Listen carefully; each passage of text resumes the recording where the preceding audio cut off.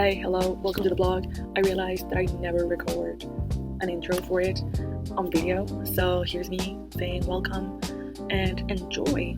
I promise that the next time I vlog, I will actually put visuals for my stories. A lot of times when I'm talking about the things that happened, those things I didn't record because I was following them like nothing happening. I tried my very best to accompany everything with a few clips here and there from all the activities that I have going on. Sorry about that, and I will try to hopefully do more than this vlog because I finally figured out fast-paced editing. It was literally just the app that I was using, so they should be coming together faster now. And yeah, enjoy. I have been, living life and not really engaging with the blogging of it all. So here's me back. I have just been very busy with a lot of work because I'm also like a teacher, and they picked me for like summer classes. So yeah, I was very busy for most of the month, and then at the end of the month I had a concert, so I was just like stressing out and like preparing for that. I had a trip out of town, so yeah, it has been, I don't want to say overwhelming because often I am doing a lot, but I had gotten used to the pace of my work from home. And then it was something like, you have to go out every day because you have to teach these kids, and you're just like, wait. And the heat has been awful. Like, honestly, dude, I don't know how people do it. I wanted to die every day. Like, it's so frustrating that this is out of my control, like out of everybody's control, other than the people that are creating the global warming. But I am going to digress because that is another topic for another day. I finally finished The Goldfinch. Remember how I was talking about it? Then I read another book by this Bulgarian guy, which I don't remember the name of, but yeah, I read that, and it was about how his father first got cancer or gained that cancer, then got cancer again like 20 years later, and this time he did actually pass away, unfortunately. And it's just like about him processing his death throughout stories of his life and his garden, and everything that he was taught of him, which was really sweet, of course, but a tough read. Even though it was like a little bit over 200 pages, like it was literally nothing, and I still couldn't finish it like quickly because if I read like 20 pages I wanted to cry. I was devastated by the end. But I loved reading in Spanish. I often don't, because I feel like I know this sounds stupid or maybe like pretentious or maybe like pompous, but I do feel like my language skills, which are not like amazing, out of this fucking world, just like normal, usual, regular bilingualism, like that's pretty much it. But I do feel like there was a point in which I stopped trying to learn new stuff in Spanish because of that like lack of input. I started to develop heavier vocabulary in English, even though I may not use like the best, as you can clearly see here, even though I don't use like the best words all the time, or I'm not like perfectly articulated every single time that I'm speaking in English. Like, this is not the case in Spanish either, but I feel like it's even less so than in English. So reading made me realize that I don't know a lot of words. And of course this translation I think was made either in like Latin American Spanish or like Spain Spanish. So of course there are a lot of words that are like, wait a second here, that just don't compute to my brain in like Mexican Spanish, because we just don't speak like that, or most of us don't speak like that. There are a lot of us who have a great understanding of how to like code switch, I guess, between the people that we're talking to, but still I feel like I find it harder and more challenging to do in Spanish, even though like I'm literally speaking Spanish all the time, but I'm not thinking in Spanish. Whatever. See, it sounds like very pretentious and like weird, but it's just what it is. It's just what it is. Yeah, that's why I loved reading the book. And it also made me think, oh, I wish I could read this in like Bulgarian, because he was talking about so much either background stuff about his life or like specific things that language has, and it's only like in Bulgarian or whatever the actual language of the novel is, like the original one. I kept thinking about languages while I was reading it, one way or another. So finished that literally yesterday. I finished it, and now I'm going to read The Secret History. This book has been on my to be read list for decades, it feels like. I remember that I first heard of it and I was like, I need to figure out what the fuck, because I heard that it was like gay as fuck, and you know how I like my gays. I like them now. Gay is in, gay is hot, I want some gay it's gonna be. And because of that I was like, oh, I'm gonna look it up. But here in my town it's very hard to find books in English or in their original language, whatever that is. I could have just ordered it online, but I just didn't because I was like, I'm not gonna do that. And sometimes it's even more expensive than it should be, even though I did end up paying like a lot of money for this because I bought it at Shakespeare & Co. I truly don't remember if I bought this first or The Goldfinch or A Little Life first, but I knew that I wanted all three because those books were always clumped together in like the same type of genre, even though like no, but also kind of like yeah. And of course, The Goldfinch and this one have the same author, like duh. But yeah, I'm really excited. I literally read like a paragraph, like you can see my bookmark here. Like I read like one paragraph and I was like, wait, keep cooking. I'm excited because I love a murder mystery. And I mean, not to discourage anybody to read literally anything, like try stuff, read it. If you don't like it, you don't like it, but at least you gave it a try and you read it and you exposed yourself to like new storytelling techniques and like worlds and whatever. But I don't like real like autobiographical like pondering of their lives work. Any type of reading is very important. But this book that I was talking about the guy with the dad that sounds awful. It didn't have like a storyline properly because he was just processing grief. Like that was it. Like he was processing his loss, he was processing what he had been through. So of course he's not gonna have like a narrative or like a straight storyline. Like it's fine. I just don't gravitate towards that type of reading. So coming back to actual fucking fiction. Ugh, I love it because it's crazy. I mean, a lot of authors do this. It's not just Donna Tartt, and I had already talked about the way that I feel about The Goldfinch. I mean, I could talk more because I didn't really go in depth because I was like not even halfway done when I filmed that video. But she is very intricate with everything that is going on and all the descriptions and all the little particularities, I guess, of every single character that she's trying to describe. And I don't like that. And I feel like I'm coming off as the type of person that is like, I don't like reading. But that's not the case. I feel like sometimes a lot of authors can focus on like weird description shit that doesn't really add anything to the plot. Like of course it adds ambience and it makes you feel like engulfed in the environment that the story is set in. But I ultimately don't. I mean, it depends on the story. I ultimately think that it doesn't really matter if you're not making it like interesting and like fun to not to read but to digest or to like take in. It's like when you watch a film and you're like, this is boring as hell. The story might be amazing, groundbreaking, phenomenal, out of this world, but a filmmaker could just make it like really fucking boring and like there's no changing that. So The Goldfinch, I feel like a lot of things are just not completely necessary. And I mean, if you watch the film, my god, this is more apparent. I don't think the book can really be adapted properly because of all of these things. And I mean, this is not the book's fault that it didn't comply to the standards of being adapted into a movie. Of course a book doesn't have to do that, but I do think that when I watched the film I was even more aware of all the flaws that the book had. So yeah, that made it a little bit unbearable, but a lot of the performances are trying their best to just like give it some life. Even though I actually really like the book. Like the last, I don't know, 200 pages, I was devouring that shit because I just needed to know, like, it was, I mean, again, the power of book, not to be like repetitive with it, but I was truly like, wow, I really feel like I need this guy to get this. I need him to either find the fucking painting or have it in his hands again or like fucking get arrested for it, like whatever, but I need some catharsis out of this. And of course he gets it eventually, and what happens.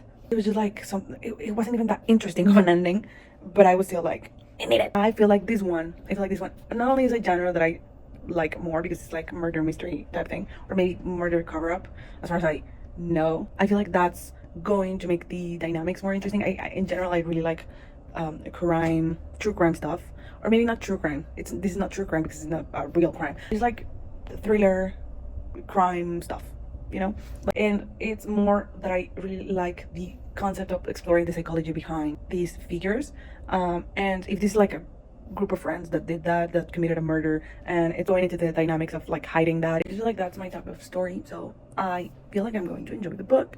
That's all.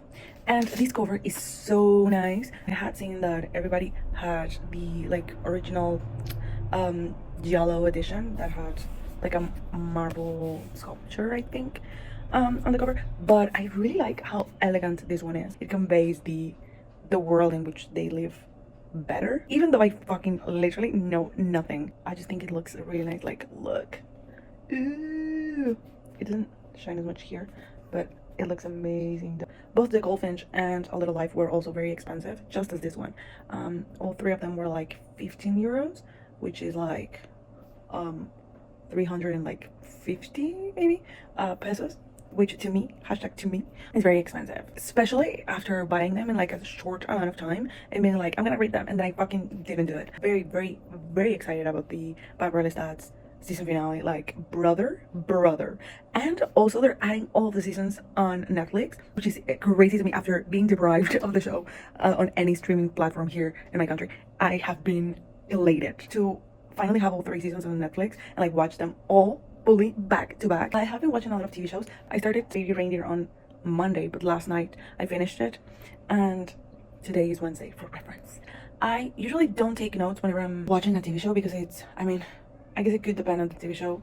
There are some like limited series that I could easily comment on every episode because it's just going to be a certain amount of episodes. I mean, I don't have to do anything, but I usually only take notes for movies. So this time I started taking notes for Baby Reindeer just because I really, really love Richard Gadd's writing, and I just think it's phenomenal. Like, I have never felt so seen by a writer recently that I can remember as when I read what he's put on like screen. Yeah, I was very overwhelmed with the whole show, but it was also really, really good. It's one of those shows that you're like, oh, I'm so glad that I watched that because I was able to witness like amazing talent, but I'm also never going to fucking watch that because that was the most traumatic and harrowing experience of my life. Very happy to be done, but also very happy with the way in which I took all of my notes. Yeah, that's my big fucking update. I hope this weekend I'll be able to go out and film some stuff. I have been going to the movies a lot. Why would I be recording at the fucking movies?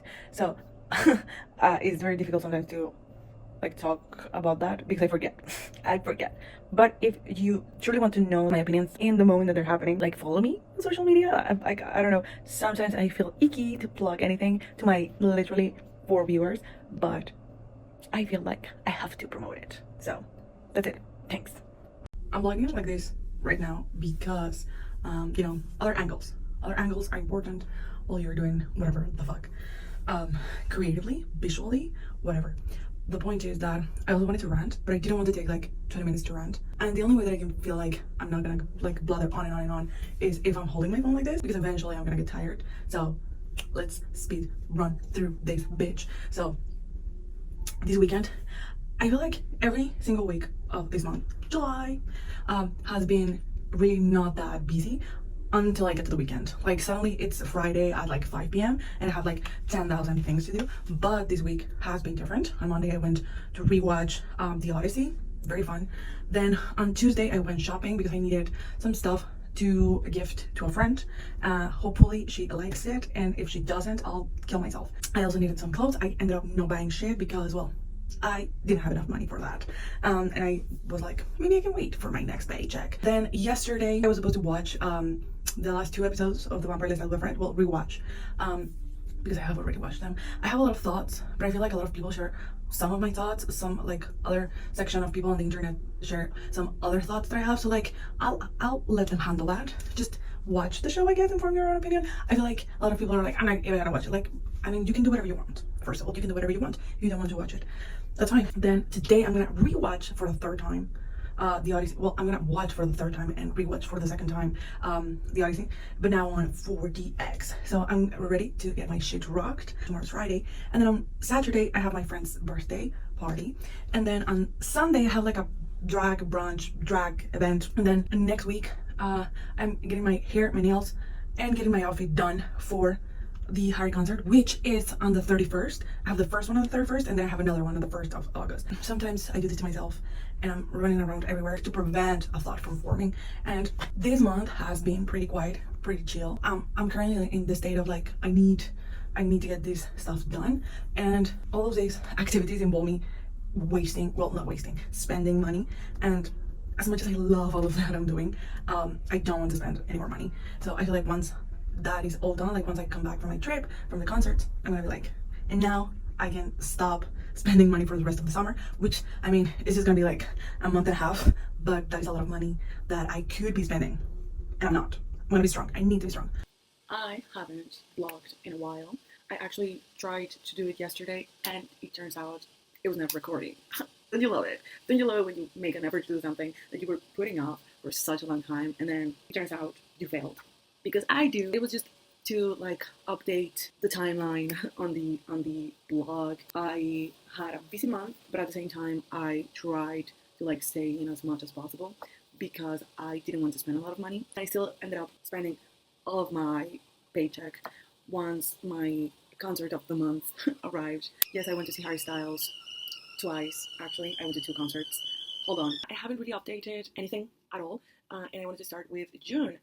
Back in June, I did have a concert. The month was a bit more hectic prior to it, but right after coming back from the concert, I got really, really sick because on the first day that I was there, it was raining and I had Converse on. Yes, yes. Even if you are wearing shoes, if these shoes are primarily fabric, your feet are gonna get wet. Your feet are gonna get cold. So that happened to me on that day, and I just had to deal with the fact that I was cold. Then I got to my hotel. It was fine. Then on the next day, it was Pride. It was fucking sunny. Like, it didn't rain at all until after Pride, I had walked a few miles. I was like, I'm done. I still wanted to see some stuff out in the city. So I went to a museum because, of course, after wearing a complete concert and Pride makeup and outfit, that's what you do, right? Go to a very calm, quiet, touristy museum. So I went there and I was like, boom, boom, boom, seeing everything, because I'm one of those people that just sees everything at the museum really quickly because I'm not a fucking zombie. So then I left. As I was leaving, it starts to fucking rain. Mind you, I'm wearing a sheer top and a crop top, shorts, and yeah, this time my feet won't get cold. I'm wearing fucking boots. Like, girl, you don't know how stressed I was because I was so fucking cold. I still needed to get my transport from the museum I was at to the concert. Mind you, this was like a good frame of time. Like, it was like 4:30. The concert wasn't until 7. I was fine, but the journey there was going to take an hour. So if I left a minute later, it would have been even more late to the concert. So I was like, you know what? I'm gonna calm down. I'm gonna wait out the rain. I was like at the gates of the museum, right as I was there. I was like, if it hits 5 o'clock, we're gonna have a problem here. The rain started to like drizzle out. It was only like a few drops, enough to get me wet. Like, don't get me wrong. I went to the bus stop because I had to grab a bus, of course, and I saw on my app, because there's an app that helps you know when the bus is coming, and it says that it was going to take like 20 fucking minutes, and I was shitting my brains cold. Like, it was not good because I was wearing very little. As I made my way to the bus stop, I saw that there was a mall behind me, and I was like, I need to grab a coffee. I need to grab a real hot coffee and fucking pour it on me or something. So I went for a coffee, drank some of the coffee inside because I was like, if I can wait inside some of the time that the bus is going to take to come here, I don't have to be outside the cold the whole time. So I waited there for like 5 minutes, then I got anxious that my bus was going to come and then I would have to wait even longer. So I went out. I formed the queue, because you have to form a queue when you're going to the fucking bus, and we waited. In the meantime, people were so cold, they started to call Ubers. Maybe I'm exaggerating because I live near the beach and I am not used to the cold, but I was wearing near to nothing. The day prior, I was wearing a sweater. I was still cold, mind you, but I was wearing a sweater. It wasn't that bad. It all happened as it was supposed to. The bus arrived. It left me at my stop where I had to take the subway. Turns out the subway was closed on that line. So I had to grab a fucking Uber at the end of the day. So I got cold for nothing, and I had to pay more money for something that I didn't want. So I get to the venue. I get to the concert, and I thought I was late because there was no queue outside. I had to go through the gate, and I thought everybody was already like in, and I was like, it's fine. I'm gonna be very far back. I'm not gonna be a barricade or whatever, but it's gonna be fine. Because the venue was very small, and I was like, sure, what the hell? I don't care. I just want to be inside already. Get to the ticket check. Then I get to the queue, and then I see there were like maybe, I don't know, like 70, 100 people there, and I was like, oh, where's everybody? The concert's all this, guys. I start asking the guy in front of me, like, hey, like, I'm so late. I can't believe you haven't got in. Are you about to? And he was like, I just got here as well. And I was like, but the show starts like right now. It was 7 already. It was like 7:05 or something. And he was like, I thought it started at 9. And I was like, no. I heard that the openers started at 7, and then the main show was at 8. I'm one of those people that wants to see their opener. So I was like, confusion. And I was like, you know what? We're all gay. The artist is gay. The audience is gay. Like, maybe they all expected everything to be later than it was supposed to be. So I was like, sure, whatever. It works for me because I'm late. So it's fine. Then we start to like walk like inside the venue. And I was like, wait. We're about to walk. So I was right. The concert is about to start. No. So we go inside and like 3 rows away from barricade. Like I'm not even kidding, and that's fine for me because I'm tall, not very tall, but I'm tall, so it works. It works. And I mean, I know the night was gonna get crazy because we're all gay. We like to jump. The artists like to crowd surf. Like it was going to be a whole thing. I knew, and I knew that being third row or fourth row didn't really affect me. So then I was inside and I was like, oh, this is a good spot. Concert, you can start now. Finally, no anxiety. Turns out that the artists had announced that they were going to start the concert at 9. So yeah, I was very, very fucking early. The openers were going to start at 9, and then the main show was going to be at 10. Dog, kill me. Not because I don't partake in activities that are that late, but because I was going to be standing there for 2 more hours. And as you remember, I was walking all day because I was on the Pride Parade. Then at the museum, I sat like a couple times, but I'm going in the museum. These are 5 floors, dog. Like, it's not a small museum. And I completed it in like an hour and a half. Like, I was vaulting over there. And then you tell me that I have to stay standing up for 2 more hours. I'll go crazy. And I didn't. And the show was great.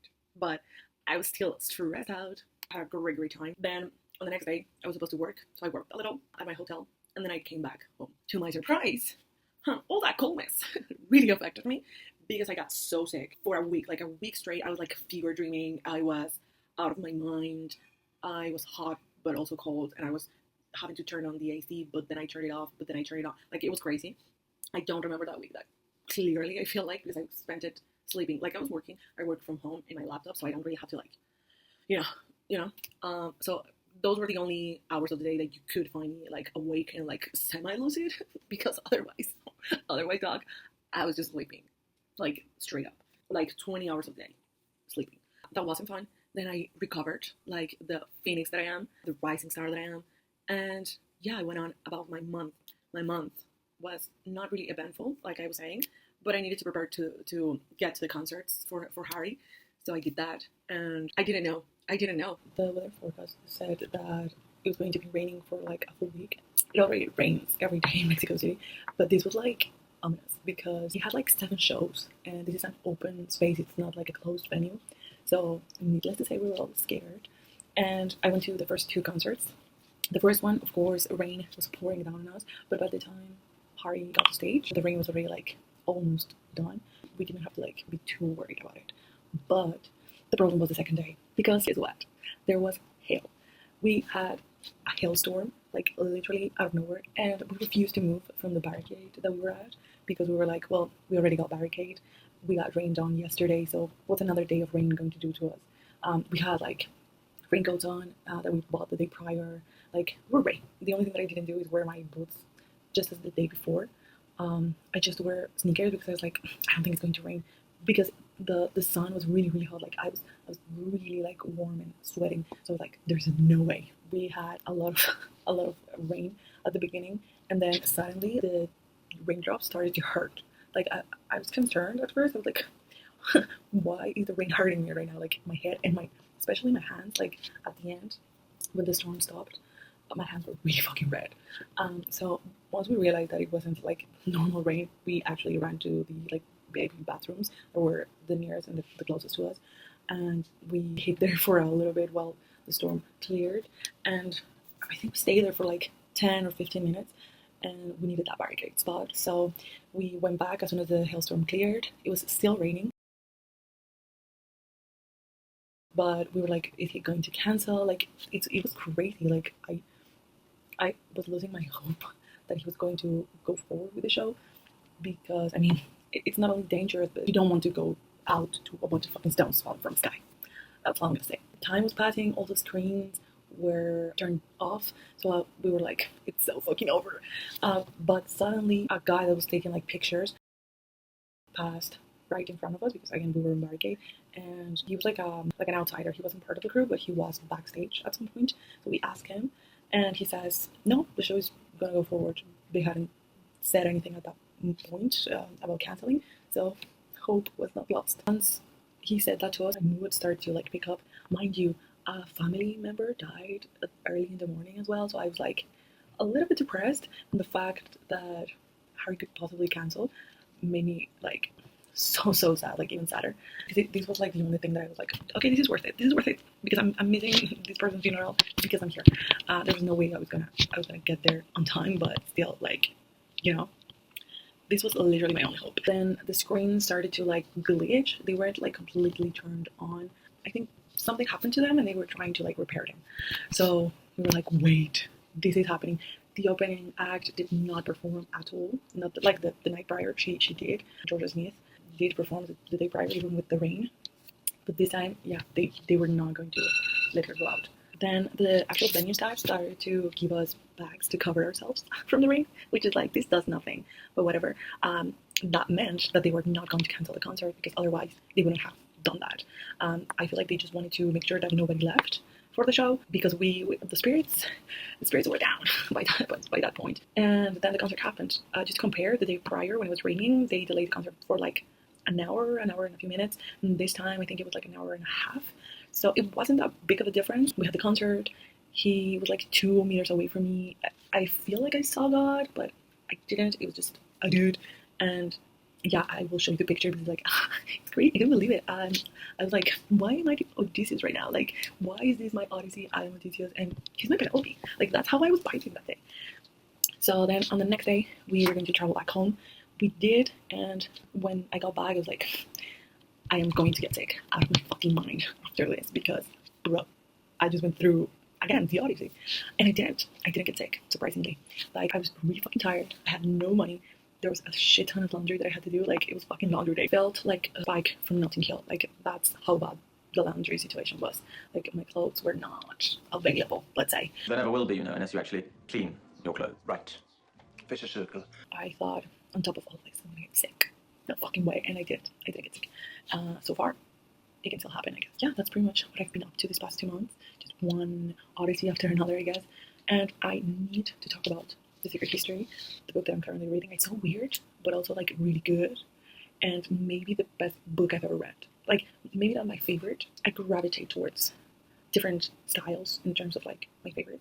But this is some good shit. Anyways, I'm rambling and my storage is running out. Probably last update of the blog because it's very long even though I haven't filmed that much. I promised I was going to talk about The Secret History and a little bit over halfway done. So it's like better than I could have ever dreamed of. I don't know if people just do this all the time or if it's just me and my like cinephile brain, but I keep thinking about how I would make a film for this and I can't figure it out because for a little life everything in my head was so clear and I was like, this is perfect for like a limited TV show.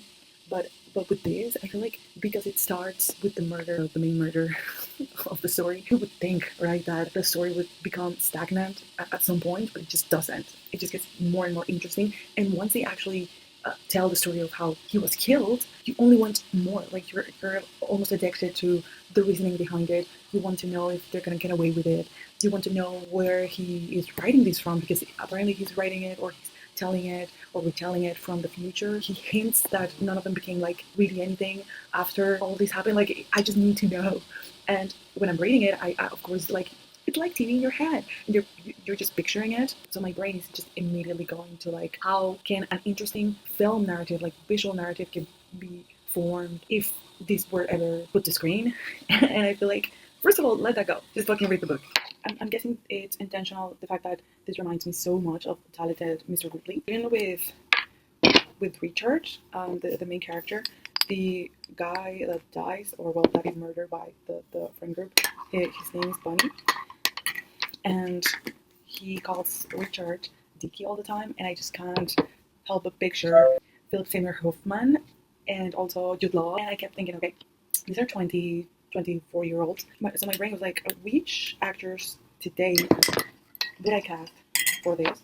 They don't have to be precisely exactly like the age. Maybe they can be like below 30. But I kept trying to think about actors that are below 30, that are good, that are like recognizable, or that are just in general like that they have some pull for me to be like, okay, I can see them in this character. The only fix that I have for this imaginary movie that is not happening and that nobody's asking my input for, the only fix that I have for it is to age up the cast.